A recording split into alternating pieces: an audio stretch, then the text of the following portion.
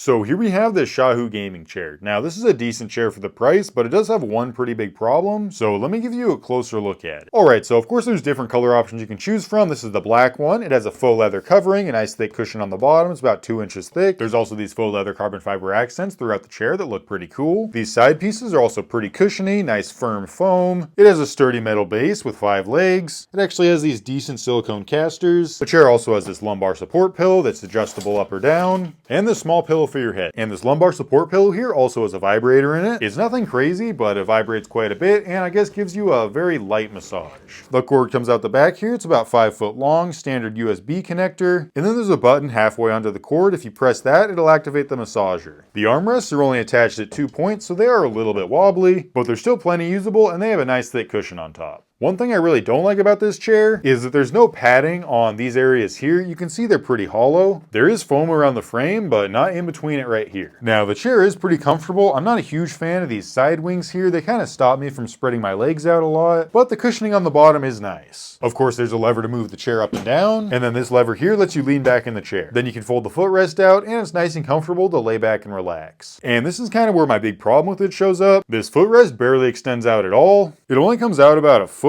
where on this gaming chair here you can see it comes out almost 17 inches. And that makes it just a bit too short for me to comfortably stretch out my legs. The other problem that's kind of similar is this backrest here is pretty short. Like I mentioned, it does have a little bit of foam cushioning on it, but since this pillow is so low and my head is basically resting directly onto this, it's just not comfortable. And I did extend this backrest up as far as I could. With that being said, I am about 6 foot, so if you're getting this for a kid or a teen, then it should fit just fine. But if you're over 5'8", then this gaming chair is going to be just a bit too small. So yeah, if you're over 6'8", then I'd recommend finding a different chair. But if you're a bit shorter, then it should fit you just fine. And overall, it is a decent gaming chair for the price.